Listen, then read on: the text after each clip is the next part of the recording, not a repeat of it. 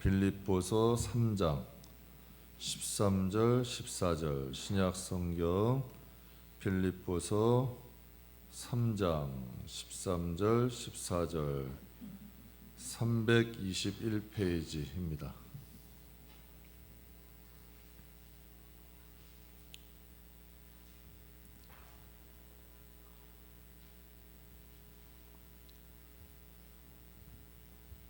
형제들아, 나는 아직 내가 잡은 줄로 여기지 아니하고 오직 한 일 즉 뒤에 있는 것은 잊어버리고 앞에 있는 것을 잡으려고 표대를 향하여 그리스도 예수 안에서 하나님이 위에서 부르신 부름의 상을 위하여 달려가노라. 아멘. 우리 함께 봉독하겠습니다.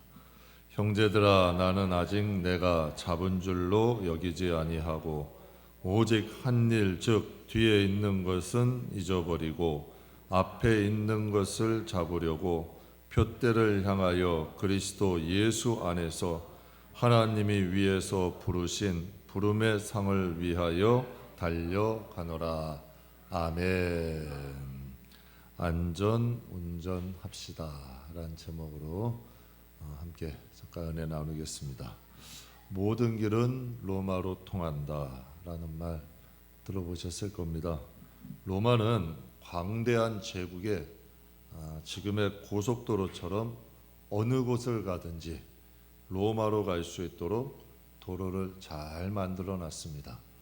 모든 도로가 수도권으로 들어올 수 있도록 대한민국 도로가 되었듯이 로마에는 모든 도로가 로마로 들어올 수 있도록 길을 잘 만들어 놨습니다. 여러분, 고대 로마가 작은 국가였습니다. 그러나 대제국으로 성장할 수 있었던 가장 큰 이유 중 하나가 도로였다고 합니다. 그 도로를 통해서 전차도 마차도 빠른 속도로 달릴 수 있었기 때문에 로마가 제국으로 발전할 수 있었던 큰 이유가 됐습니다. 당시 얼마나 도로가 잘 발전되어 있었으면 현대 이탈리아 도로는 2000년 전 로마의 도로에 아스팔트만 포장한 것과 같다라고 할 정도로 그렇게 도로가 잘 돼 있었다고 합니다. 로마 도로의 여황은 아피아 가도라고 하는데 무려 43km가 일직선으로 되어 있습니다. 제가 저 도로 보면서 LA 갔을 때 생각났습니다. 정말 저기에다 아스팔트만 포장해 놓으면 LA 가는 도로입니다. 정말 잘 해놨죠. 2000년 전에 벌써 저런 도로를 만들어 놓은 겁니다. 현대의 아주 훌륭한 고속도로와 비교되는 아주 훌륭한 도로입니다. 근데 고대 학자들이 로마의 도로를 연구하면서 이런 말을 합니다. 로마 도로에 가장 큰 혜택을 받은 사람이 있다. 그 사람은 사도 바울이다. 만약 이 도로가 없었다면 바울의 선교 여행은 불가능했을 것이다. 하나님께서는 로마의 제국이 도로를 만들게 하시고 그 도로를 통하여서 유럽을 복음화하는 데에 사용하신 겁니다. 그러니까 하나님은 나라도 사용하시고 도로도 사용하신 거죠. 그러니까 이 유럽의 복음화를 위해서 하나님께서 그 도로를 사용하신 거예요. 제 고향이 홍천입니다. 제 어린 시절에 홍천 가려면 한 3-4시간 정도 걸렸던 것 같아요. 도로가 편도 1차선입니다. 앞에 아주 버스나 느린 차 하나 있으면 길게 행렬로 늘어져서 얼마나 답답한지 모릅니다. 속초 한번 가려면 한계령 넘으려면 겨울엔 아주 긴장해야 됩니다. 그 정도로 여러분 꾸불꾸불한 길이죠. 한 6시간 정도는 걸렸어요. 지금 속초 가는데 홍천 가는데 한 1시간 반이면 갑니다. 속초 가는데 3시간 안 걸릴 겁니다. 얼마나 도로 잘해놓은지 몰라요. 그런데 편리하고 좋아는 졌는데 주의해야 할 점이 있습니다. 고속도로는 한번 들어가면 돌아가기가 힘듭니다. 여러분, 국도는 그냥 아무 데서나 돌릴 수 있는데요. 고속도로는 한번 진입하면 거기서 돌아가는 것은 힘들죠. 그리고 고속도로는 한번 사고 나면 대형 사고 납니다. 정신 바짝 차려야죠. 빨리 갈 수 있는 대신에 정신 바짝 차려서 운전해야 됩니다. 많은 분들이 인생을 운전에 비유합니다. 어떻게 운전하느냐에 따라서 인생이 달라집니다. 누가 운전하느냐에 따라서 인생은 달라지는 거죠. 똑같은 환경에 놓아도 누가 그 길을 가느냐에 따라서 그 삶이 달라질 수 있다는 겁니다. 어떤 분이 운전과 인생의 공통점에 대해서 글을 쓴 것을 읽어보았습니다. 근데 그 글의 내용이 너무 좋아서 여러분에게 몇 가지만 소개해 드리겠습니다. 운전과 인생의 공통점이 있는데, 첫째는 타고 다니는 차를 잘 관리해야 한다. 달리는 것만 좋아할 것이 아니라 관리 잘 해야 된다는 거죠. 우리 예림이가 유치원 다녔을 때일 거예요. 임 목사님 전화가 왔습니다. 차가 고장났다는 거예요. 차가 중간에 섰다는 거예요. 그래서 다 가가지고 이제 제 차 끌고 갔죠. 갔더니 기름이 앰꼰 거예요. 항상 기름을 반 이상 채워놨더니 그냥 제가 깜빡 잊고 안 채워놓은 거죠. 차는 악셀에다만 누르면 가는 줄 아는 거죠. 차는 잘 관리해야 된다는 거죠. 마찬가지예요. 차는 나와 내 가족의 안전 지켜주는 겁니다. 생명과 관계 있는 거죠. 인생도 마찬가지예요. 잘 관리해야 됩니다. 특별히 차 정비 잘해야죠. 여러분, 마찬가지로 건강도 정비해야 됩니다. 관리해야 됩니다. 어느 한 목사님이 저한테 그런 말씀하세요. 안 목사, 젊을 때 건강 조심해. 건강 무너지면 목회고 뭐고 아무것도 못해. 건강 잘 관리해. 근데 맞는 말씀이에요. 아무리 여러분 복음 잘 전해도 건강 무너지면 끝입니다. 여러분, 아무리 여러분 똑똑해도 건강 무너지면 끝입니다. 건강, 차를 잘 관리하듯이 몸도 여러분 프로는 관리해야 됩니다. 아마추어는 상관없죠. 프로 운동선수는 몸이 재산입니다. 몸 관리하는 것도 여러분 능력이죠. 신앙생활도 마찬가지입니다. 부지런하려면 무엇인가 세속적인 거 피해야 됩니다. 몸에 나쁜 거 피해야 됩니다. 그래야 건강하게 신앙생활 할 수 있죠. 여러분, 마찬가지입니다. 운전 잘하려면 차 잘 관리해야 되듯이 인생대로 잘 살려면 몸 관리 잘해야 됩니다. 나쁜 거 가지 말고, 여러분 나쁜 거 먹지 말고, 안 좋다는 거 하지 말고 잘 관리하는 게 첫째죠. 여러분, 그리고 두 번째는 가치관과 철학 잘 정비해야 됩니다. 인생은 어떤 생각, 마음을 갖고 사느냐에 따라서 달라집니다. 여러분, 사람의 이 정신이 육신을 지배합니다. 몸이 정신을 지배하는 것이 아니라 강한 정신력이 육신을 지배하죠. 그러니까 가치관 제대로 가져야 합니다. 믿는 사람인데 부정적이고 세속적이고 여러분 엉뚱한 철학 사상 가지고 있는 분들 있습니다. 여러분, 신앙 따로 세상 학문 따로, 신앙 따로 세상 철학 따로, 이건 신앙이 아닙니다. 신앙이라는 것은 내 자신을 지우고 다시 새기는 겁니다. 깨끗이 지워버리고 다시 갖는 거야. 여러분, 집은 리모델링하는 게 더 힘듭니다. 집은 새로 짓는 게 좋은 거야. 그리스도 안에서 죽고 우리는 다시 태어나는 것 아니에요? 인생도 마찬가지죠. 가치관, 철학 좋은 걸로 가져야 됩니다. 좋은 관계 맺고 취미도 좀 좋은 것 하고 또 좋은 책도 좀 읽을 줄 알고 좋은 기회가 왔을 때 그래야 좋은 기회도 잡을 수 있다는 거죠. 준비가 돼야 기회가 와도 잡죠. 내가 늘 부정적이고 잘못된 철학과 사상을 가지고 있는데 하나님이 찾아오셔도 분별이 안 되는 거야. 여러분, 영적으로 깨어 있으면 영감이라는 게 있습니다. 느껴집니다. 여러분, 기도 많이 하게 되면 내 지식적으로는 해달이 안 되는데 이 마음의 두려움이나 무엇인가 여러분 영적으로 다가오는 것들이 있습니다. 항상 하나님 앞에 깨어 있으면. 그러나 이 심령이 여러분 이 메말르 강박해져 가고 이 심령이 감각 없어져 가면 하나님이 찾아오셔도 모릅니다. 기회가 찾아와도 깨닫지 못하는 거죠. 기회를 기회인 줄 분별을 못하는 겁니다. 그래서 여러분 항상 깨어 있어야 되고 항상 준비해야 되고 항상 주님 바라볼 때에 주님이 주시는 기회 잡을 수 있는 거죠. 하나님이 다가오셨을 때 그 길을 갈 수 있는 거죠. 그래서 여러분, 우리 인생도 타고 다니는 차 잘 관리해야죠. 하나님 나 언제 복 주세요? 복은 벌써 왔는걸? 고난의 여러분 문이 시작됐어요. 이제 주일날도 말씀드렸죠. 축복은 내가 원하는 모습으로 안 와요. 내 생각대로 안 와요. 하나님이 분명히 오셨는데 그 분별하지 못하는 분들 많아요. 조금만 더 건드면 되는데 뭐 어떤데 그 뭐 서부 시대에 금광을 캐러 가서 금광이 어딘지 발견해서 금광을 캐는데 몇 년을 해도 안 나오는 거야. 결국은 그것을 포기하고 그것을 고철 가게에 넘겼대요. 한 사람한테. 그랬더니 그 사람이 이왕이면 조금만 더 파보자. 저 사람이 했는데 파가지고 얼마 파지 않아가지고 금광이 나왔다는 거예요. 여러분 마찬가지죠. 인생도 조금만 자신을 관리하고 바른 생각과 철학 가지고 살아가면 먼저 내 자신을 점검하는 게 먼저입니다. 내가 영적 사람이 돼야 하나님 느낍니다. 내가 영적 사람이 돼야 하나님의 응답도 받을 수 있는 거죠. 그러니까 여러분 인생을 비유한다면 차 잘 관리해야죠. 인생 잘 관리해야죠. 영혼도 마찬가지야.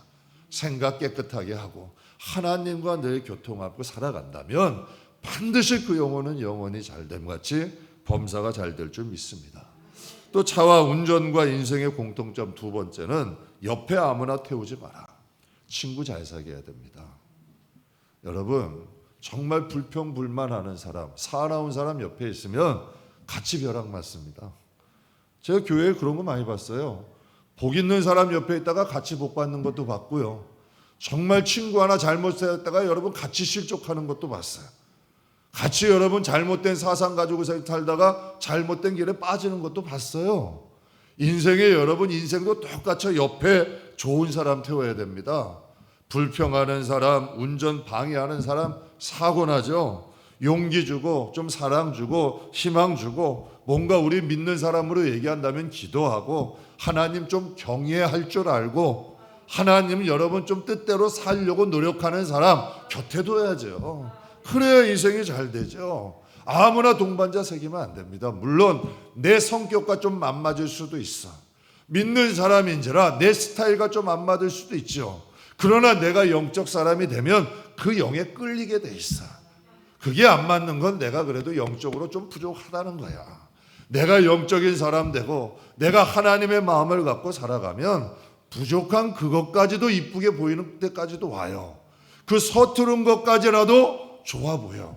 여러분 뭐 저 그러시더라고요. 어린아이들 든 부모님들 똥을 싸도 이쁘대.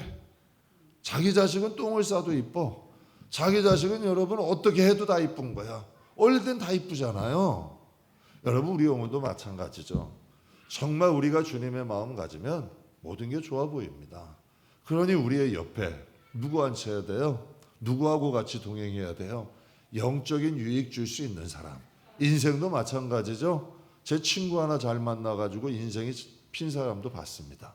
친구 하나 잘못 내가지고 인생 망하는 사람도 봤습니다. 옆자리에 잘 택해야 돼요. 그래서 결혼하는 청년들에게 인물 보고 하는 거 아니야. 외모 보고 하는 거 아니고 조건 보고 하는 거 아니야.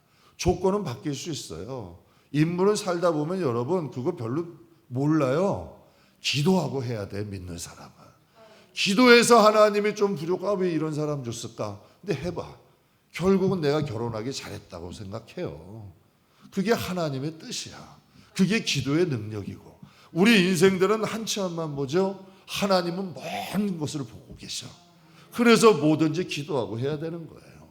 그럼 운전과 또 인생과 공통점 세 번째, 누구나 정체 구간이 있다. 운전 정체 구간 있잖아요. 인생도 똑같아요. 나는 정체 구간이 없으면 착각이야. 누구도 여러분 이 세상 그 누구도 정체 구간이 있어요.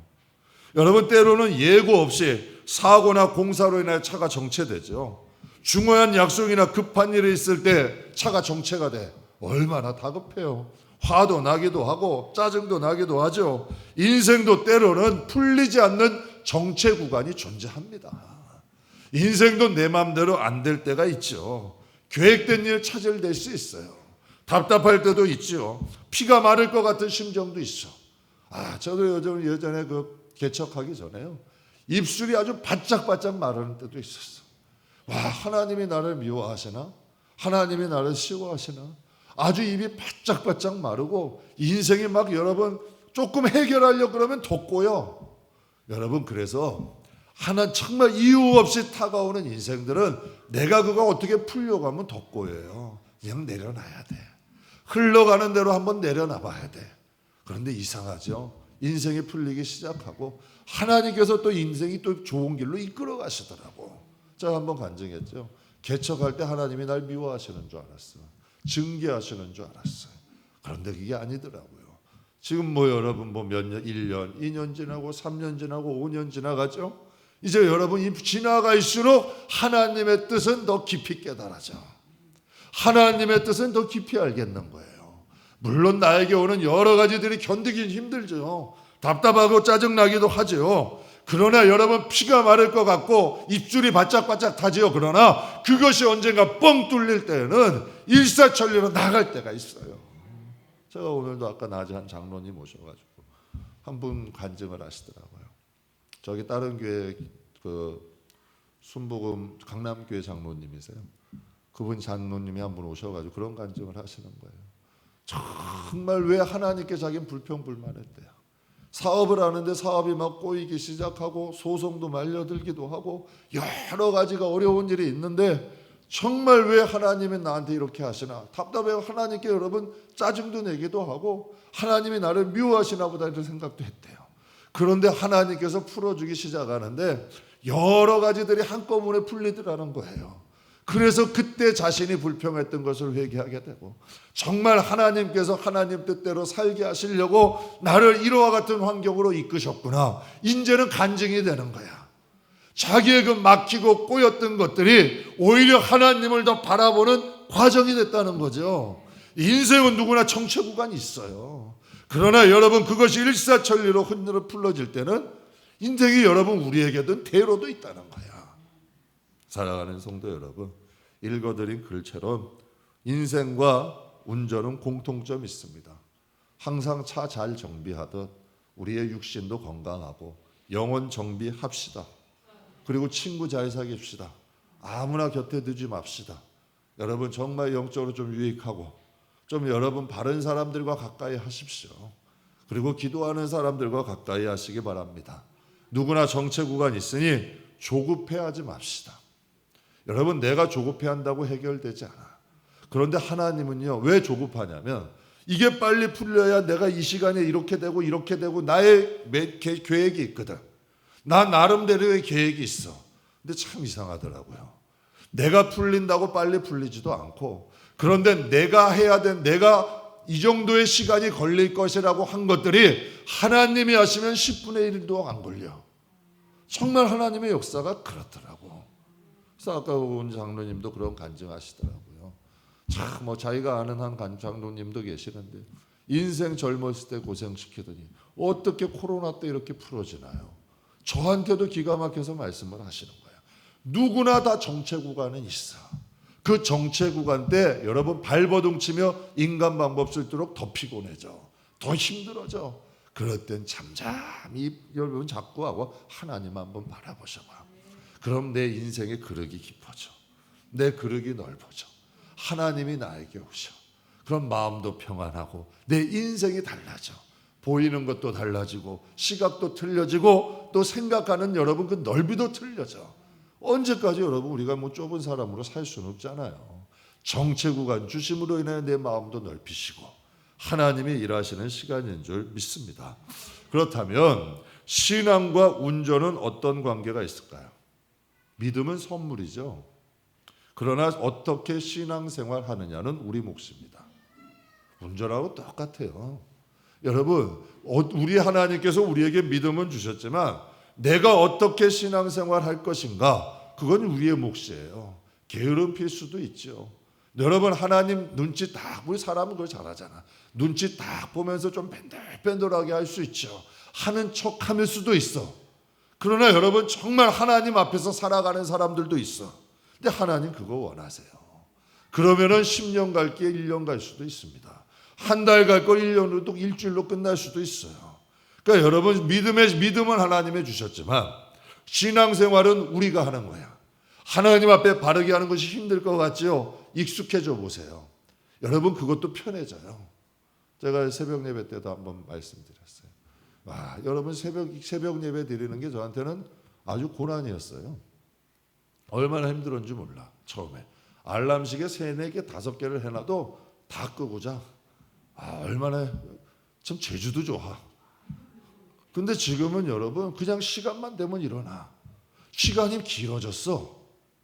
내 사람이 달라진 거죠. 시간 관리하는 게 틀려져 버린 거야. 아침 시간하고 오후 시간에 일할 수도 있고 시간의 폭이 넓어졌어. 그래서 거기다가 기도도 해. 이제 하나님 말씀도 연구해. 여러분 이전의 하루가 이제 2배, 3배가 돼버린 거야.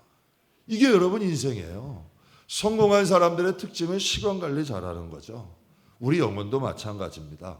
하나님이 주신 믿음, 신앙생활 어떻게 하느냐도 우리에게 달렸다는 거 기억하시기 바랍니다. 신앙도 인생처럼 운전 잘해야 됩니다. 이상한 곳 가지 말고 큰 사고 당하지 아니할 수 있도록 잘 우리의 자신을 점검하며 살아가시기 주님의 이름으로 축복합니다. 사무실에요, 꾸준하게 한 몇 년 동안 오는 우편물들이 있어. 꾸준히 옵니다. 이게 뭐냐면 신천지에서 오는 거, 기쁜 소리 선교에서 오는 거. 그 사람들 성실합니다. 굉장합니다. 꾸준히 와. 한번 여러분 신천지하고 온 사람들 뭐라 그러고 보냈는데도 와. 꾸준히 오는 거예요. 제가 그거 보면서 그랬죠. 그 내용은 다른 것 아니에요. 성경 공부하러 오십시오. 목사님 말씀 집회에 좀 참가하십시오. 이 내용이에요. 왜 정성 들여서 돈 들여서 지치지 않고 보낼까요? 오는 사람들이 있다는 얘기죠. 제가 우리 교회 한 집사님께 들었어요. 집사님께 들었는데 오래 다닌 교회였대요. 그런데 알고 보니 그 목사님이 신천지에 넘어가셨다. 그게 교회에 드러난 거예요. 교회가 풍지박산이 났대요. 그래서 그랬죠. 야, 신천지도 대단하다. 꾸준히 보냈더니 가는 사람이 있는 거야. 호기심에 갔다가 빠져버리는 거죠. 여러분, 한 기독교 단체에서 시골 목사님들 위로하자고자 초청을 했어요. 사역에 수고하신다고 목사님들 목회자 세미나에 참석하십시오. 설악산의 한 호텔로 초청을 했어요. 선물에다가 경비까지 다 드리고 푹 쉬었다 가십시오.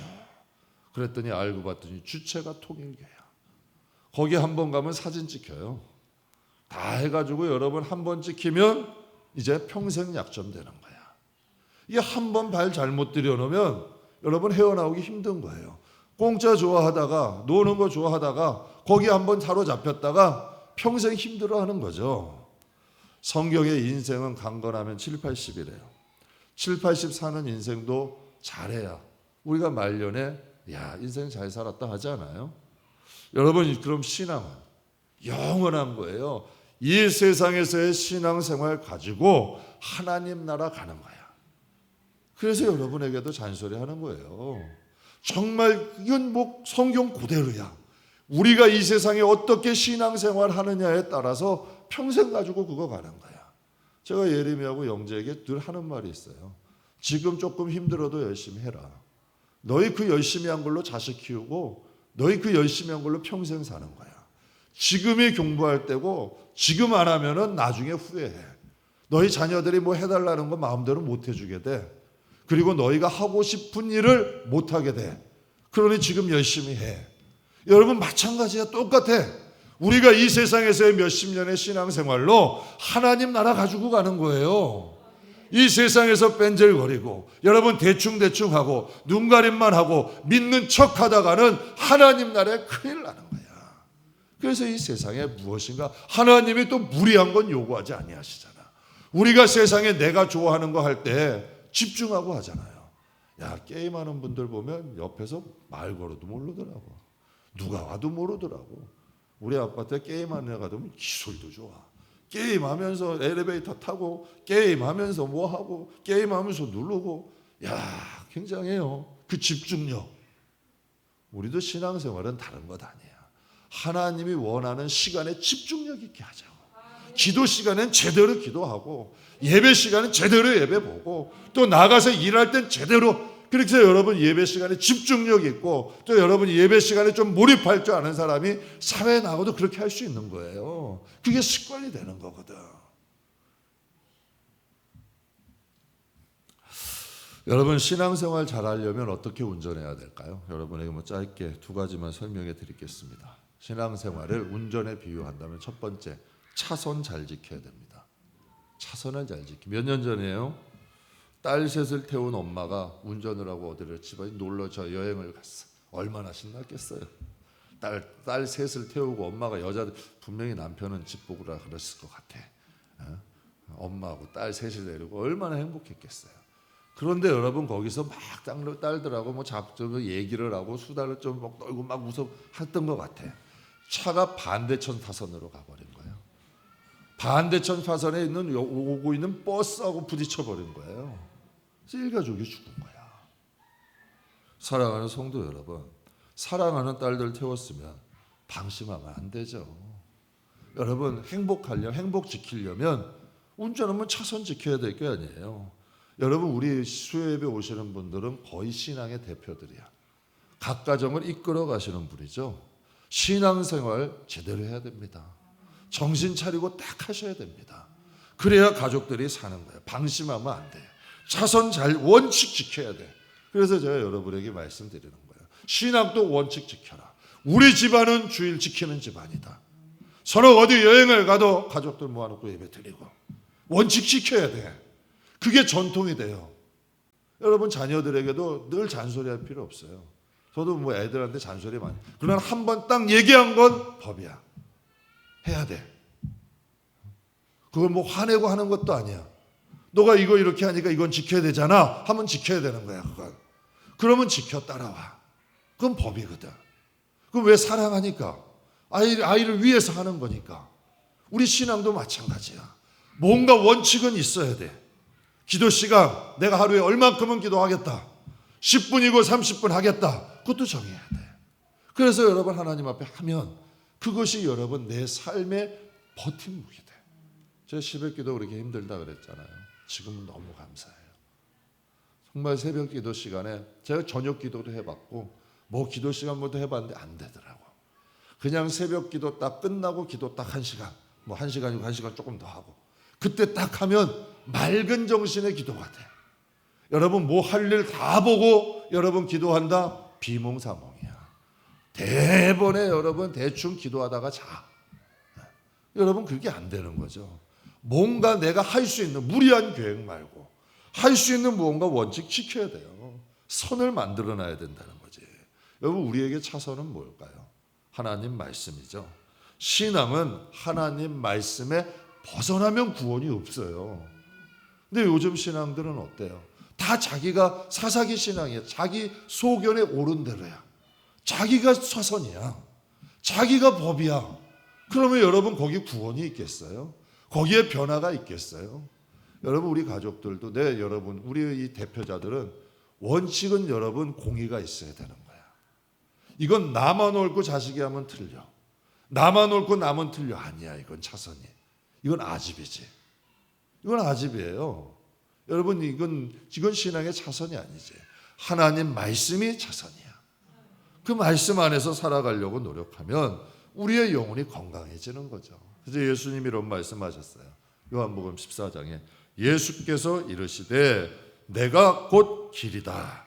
주님이 길이에요.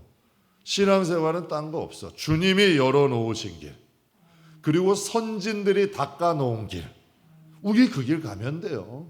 근데 그게 처음엔 힘든데 여러분 막상 가면은 편해요. 안전해요.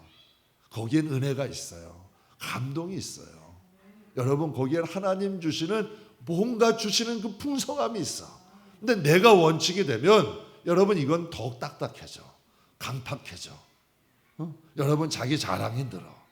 그런데 주님을 따라가게 되면 거기에는 주님이 주신 은혜가 있어. 선진들이 맛봤던 여러분 풍성한 성령의 역사가 일어나. 그러니 우리도 그 원칙을 정해놓고 가는 거죠. 성경을 읽다 보면 성경이 어때요? 왜 여러분 성경 읽기가 힘들까요? 성경은 달달하기보다는 교훈의 말씀이에요. 경고의 말씀이 더 많아요. 바른 길로 가라는 거죠. 차선은 여러분 우리를 안전을 위해 주는 거죠. 여러분 갈지자로 가면 편하죠. 그러나 위험하잖아. 차선이 있으면 조금 정신은 차려야 되지만 빨리 갈 수 있잖아. 안전하게 갈 수 있는 거죠. 신앙도 마찬가지야. 조금 정신만 차려야 되지만 여러분 신앙의 여러분 차선이 우리를 바른 길로 인도해. 안전하게 이끌어. 그러니까 여러분 조금만 능숙해지면 그래서 신앙생활이 재밌어지는 때도 와요. 신앙생활이 이 마음에 오히려 신앙생활을 안 하면 불안해. 기도를 좀 쉬면 불안해. 예배를 여러분 좀 참석하지 못하면 불안해. 꼭 기름 떨어지는 자동차가 아는 것처럼 뭐 불 들어오듯이 내가 영적 사람이 되면 기도 쉬는 걸 내가 감지해. 내가 좀 하나님의 뜻대로 살지 못하는 것 아닌가? 이게 감지가 된단 말이야. 그런데 여러분 우리가 육신의 사람이면 노는 게 편해하지. 세속적으로 사는 것이 편해. 그런데 영적 사람이 되면 세상에 있는 하나님 것도 주님 안에서 누릴 수 있고 내 영적인 관리도 된다는 얘기지. 우리의 육신이 신앙을 관리하는 게 아니라 우리의 신앙이 우리의 육신의 삶도 관리해. 이게 영적 사람이야. 영 안에 혼이 있고 그 혼 안에 육이 있는 이게 영적인 사람이에요. 육신이 지배하고 혼이 지배하고 영은 힘을 못 쓴다? 이건 세상적 사람이고 우리는 영적 사람 돼야죠. 그래서 우리는 차선을 지키면서 살아가는 저와 여러분 되기를 주의 이름으로 축복합니다. 성경에 이 디모데후서 3장에 이런 말씀하셨죠. 뭐 성경은 하나님의 감동으로 된 것으로 교훈, 책망, 바르게 함, 의로 교육하기에 유익하다. 교훈은 좀 딱딱하잖아요. 그렇죠? 그렇고 여러분 책망은 여러분 좋은 사람 하나도 없어요. 저도 책망 받으면 별로 안 좋아. 그러나 여러분 바른 길은 바른 말은 언제나 바른 말은 별로 듣기 좋은 말이 아니야.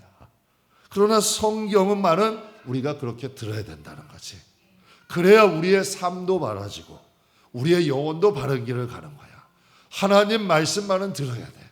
우리가 여러분 성인 되면 남의 말 안 들어도 되잖아요. 성인 되면 부모 말도 안 듣잖아요. 요즘 뭐 누가 들어요? 내가 듣고 싶은 것만 듣는 거지.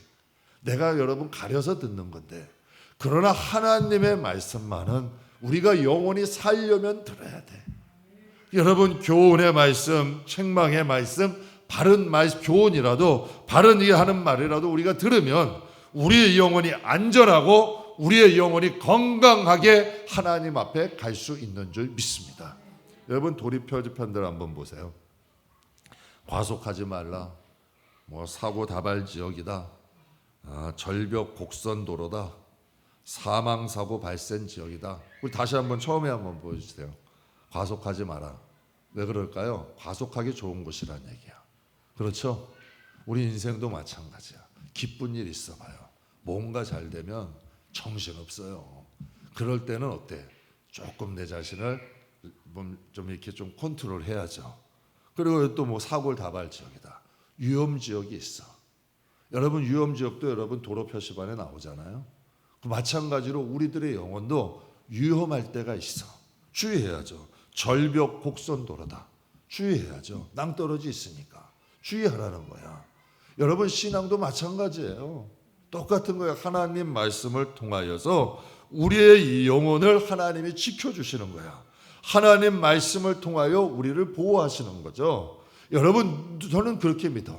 하나님이 복 주기 싫은 사람이 어디 있어? 하나님이 우리에게 예비된 거 안 주시는 사람이 어디 있어? 위험하니까 못 주시는 거야. 또 하나님과 다른 길을 가니까 못 주시는 거야. 하나님이 복을 주셔도 관리를 못하니까 못 주시는 거고 정말 우리의 영혼이 건강하고 강건해지면 나에게 예비된 복은 하나님이 반드시 주셔요. 제가 목회하면서 여러분 말씀드리잖아요. 자신이 진짜 확신할 수 있다니까. 우리의 영혼이 잘 되면 나를 향하여 이루고자 하나님 뜻은 이루어진다니까. 반드시 하나님이 차별하시는 분이에요. 나 누구에게나 하나님이 예비하신 은혜가 있어.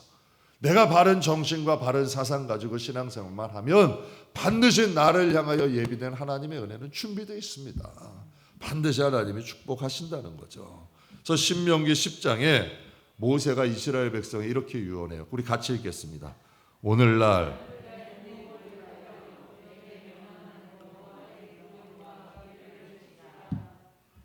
아멘. 오늘날 내 행복을 위해서. 지금 이게 언제 주신 말씀이에요? 가나안 땅에 들어갔을 때. 목전에 지금 모압 형제에서 주시는 거예요.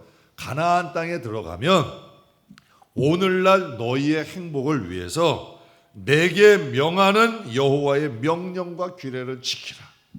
가나안 땅에 들어가서 하나님의 명령과 규례를 지키면 너희는 형통할 것이다. 누구도 너희를 감당하지 못할 것이래요. 여러분, 우리 하나님 백성 맞아요? 하나님이 택한 백성 맞아요?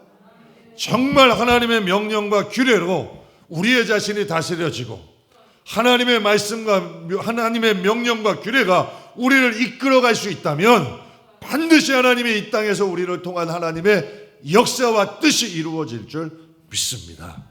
다윗은 인생의 위기와 어려움이 올 때마다 시편 119편에 보면 이렇게 고백했어요. 다윗이 인생의 어려움, 위기 올 때마다 이렇게 고백합니다.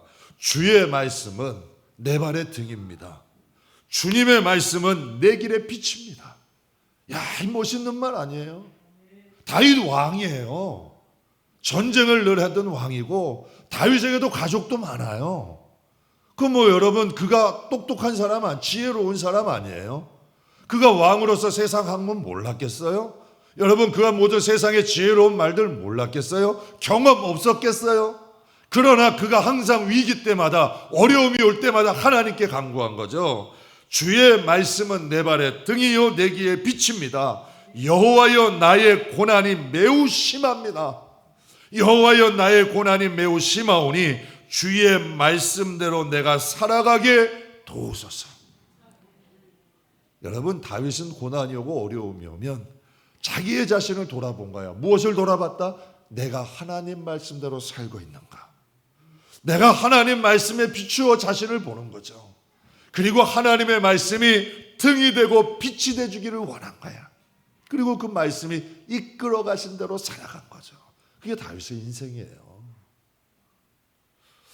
여러분, 인생은 나그네의 길입니다. 긴 여행과 같습니다. 우리는 누구나 인생이란 차를 운전하고 갑니다. 안전운전합시다. 신앙처럼 중요한 게 어디 있습니까? 제가 가족들 데리고 예전에 여행들 자주 갔었어요. 얼마나 저희 가족들 데리고 타고 가면 좀 좋아합니다. 얼마나 행복합니다. 그리고 또 이번에 우리 주일학교 애들 데리고 제가 이 개척 초기에 차 렌트해 가지고 애들 태우고 에버랜드 가는데 얼마나 신나는지 몰라. 야, 우리 애도 이런 때가 오는구나. 아이들 태우고 가는데 얼마나 신나요. 그런데요, 정신 바짝 차린 게 있어요. 저 아이들의 생명이 나한테 있잖아. 운전 잘못하면 어떻게 돼요? 큰일 나잖아. 제가 예전에 그냥 여담입니다만 주의 종들 이제 교회가 크다 보니까 이제 종들이 많이 가서 여행을 가요. 그러면 며칠 놀다 오면 갈 때는 막 시끄러. 올라와서 여행 끝나고 올 때는 다 자. 그러면 항상 그 종들이 그래요. 운전은 안 목사님이 하세요. 안 전도사님이 하세요. 그때 전도사 때 제가 운전을 좀 잘했거든요. 여러분들 많이. 그러니까 올라갈 때 운전은 안 전도사님이 하세요. 왜?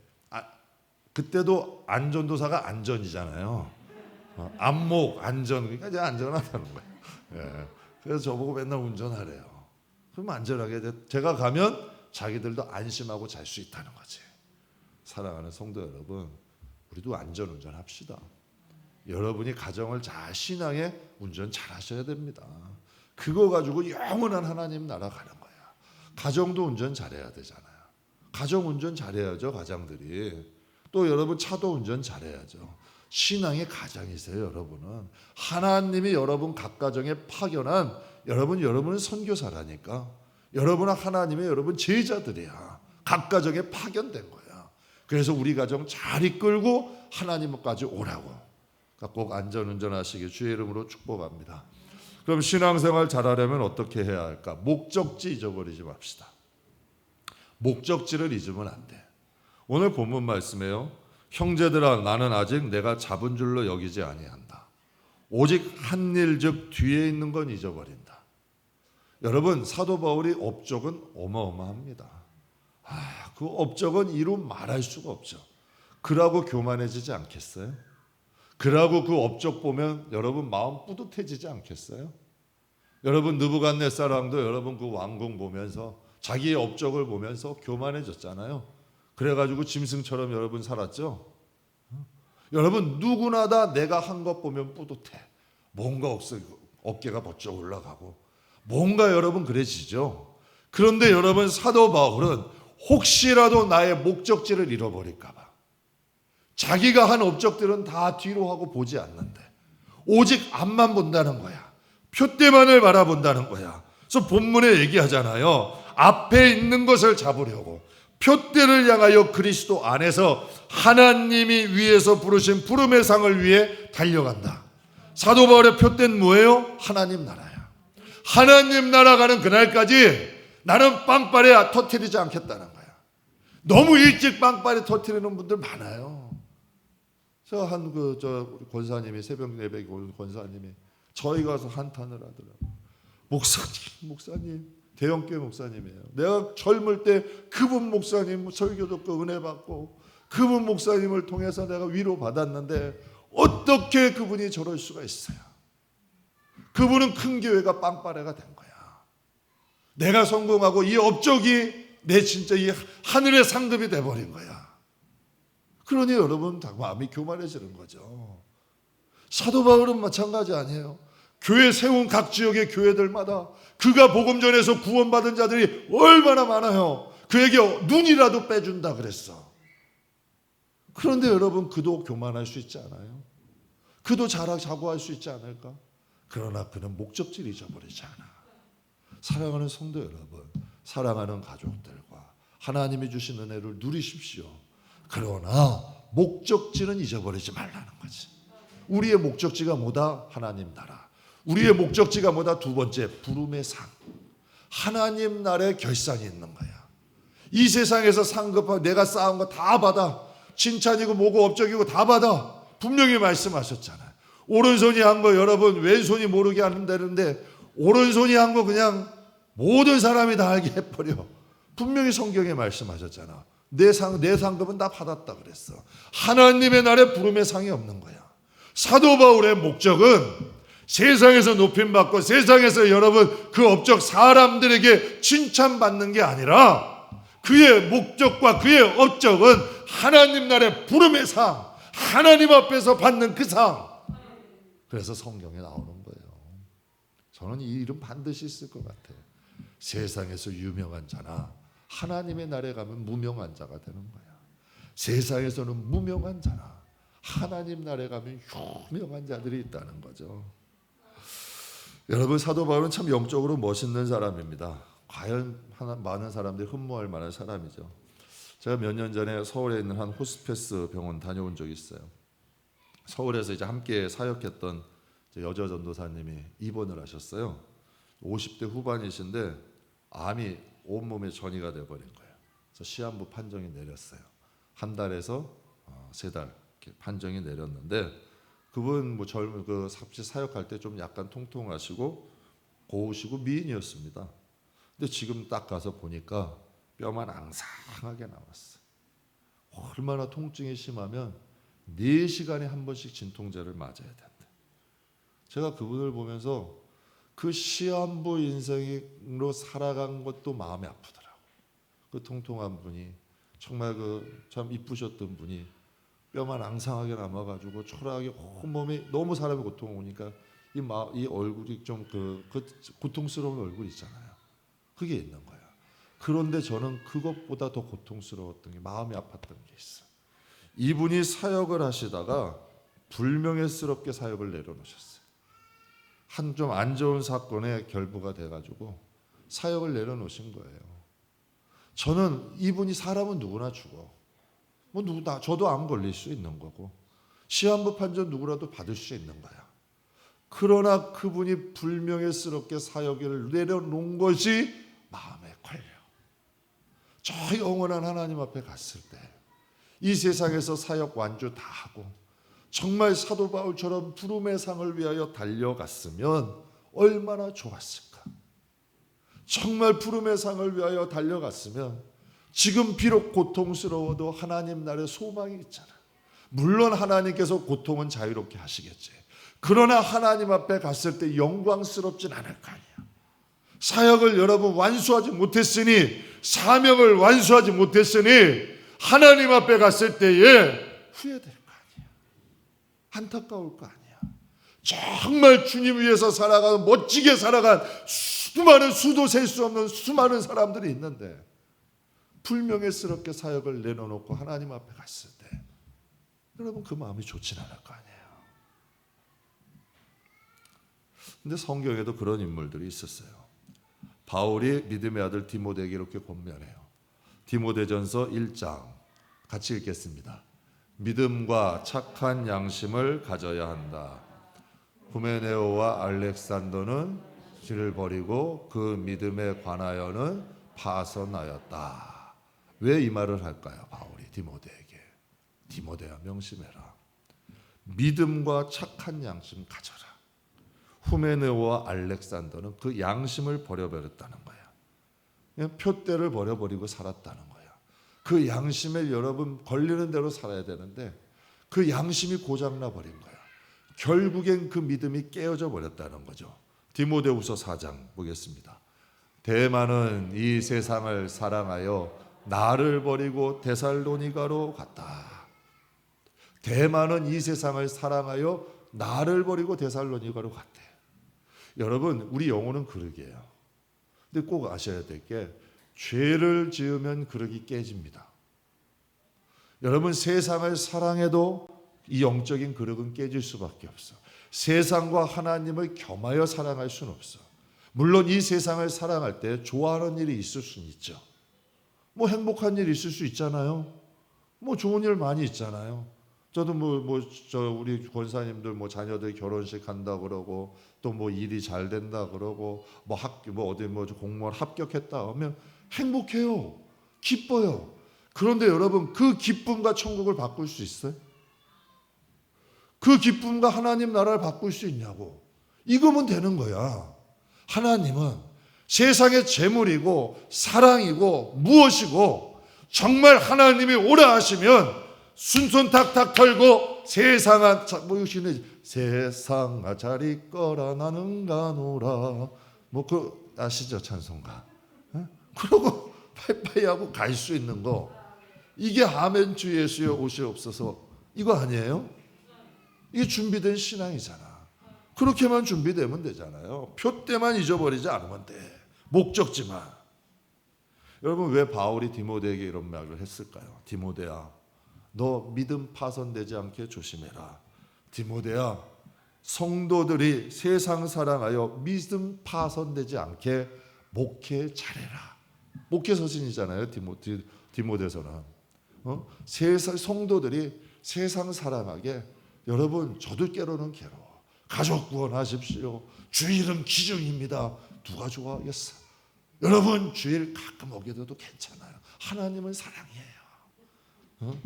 여러분 가족 하나님이 여러분 사랑하시는데 가족들 다 데려가지 않겠어요? 얼마나 편해. 그런데 이건 아니거든. 이건 아니야. 그러니 여러분 바울도 디모데에게 얘기하는 거예요. 성도들이 세상 사랑하여 믿음 파손되지 않도록 잘 목양해라. 말씀 마무리하겠습니다. 본문 14절 우리 같이 한번 읽겠습니다. 표대를 향하여 그리스도 예수 안에서 하나님이 위에서 부르신 부름의 상을 위하여 달려가노라. 꼭 표대를 향하여 가시기를 바랍니다.